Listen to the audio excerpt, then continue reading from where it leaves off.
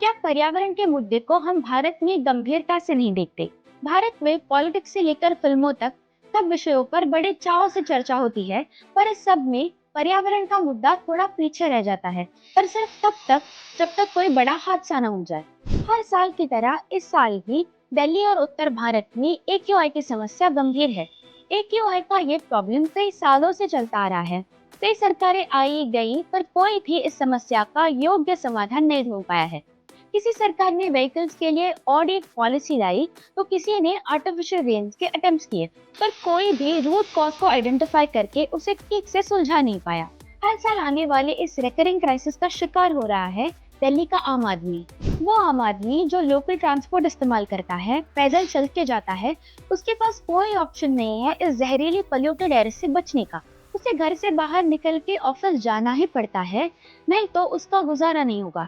इस common man के बारे में कोई भी सरकार नहीं सोच रही है। दिल्ली का पोल्यूशन क्राइसिस ये सालों के निगलेक्ट से एस्केलेट हुआ एक मैन मेड क्राइसिस है। ये क्राइसिस हमारे इनएक्शन से और गंभीर होता जा रहा है, और ये कोई इकलौता विषय नहीं है। हाल ही में आई न्यूज भी कई सारे सवाल पैदा करने वाली है। सुप्रीम कोर्ट ने दिए ऑर्डर्स ने अरावली माउंटेन रेंज को रीडिफाइन किया है। ये कहा है कि 100 मीटर से ऊपर ऊंचाई होने वाले हिल्स को ही अरावली हिल्स का भाग माना जाएगा। इस निर्णय के बाद सरकार और प्रोटेस्टर्स के बीच जंग छिड़ गई है। प्रोटेस्टर्स कह रहे हैं कि अरावली रेंज एक नेचुरल बैरियर की तरह काम करता है। अगर अरावली ना होता तो उत्तर भारत रेगिस्तान बन जाता। साथ में ये एक इकोलॉजिकली रिच जोन भी है और भारत के सबसे पुराने माउंटेन रेंजेस में से है। अगर 100 मीटर से कम ऊंचाई होने वाले हिल्स अपना प्रोटेक्टेड स्टेटस खो दे, तो ये माइनिंग के लिए एक प्राइम स्पॉट बन जाएगा, जिससे इकोलॉजी का भारी नुकसान होगा और पूरा देश मानो खत्म हो जाएगा।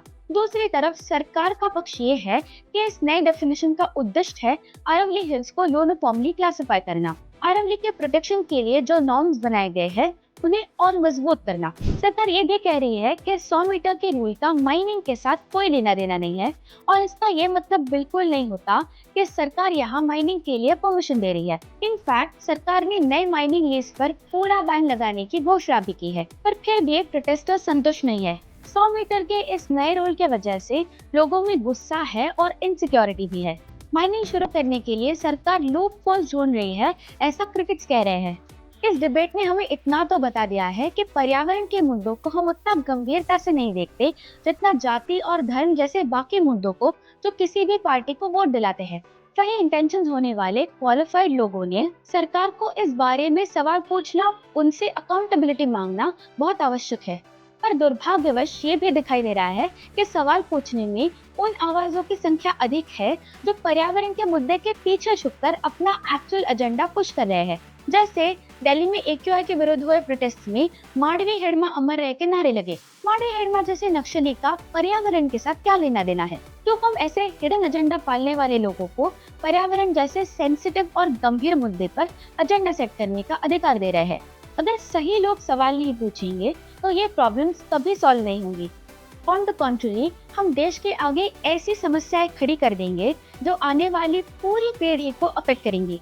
आप और हम जैसे राइट इंटेंशंस वाले लोगों ने आगे आना आवश्यक है और सरकार से सवाल पूछना भी आवश्यक है। For more such news and analysis, follow our channel प्रमा टाइम।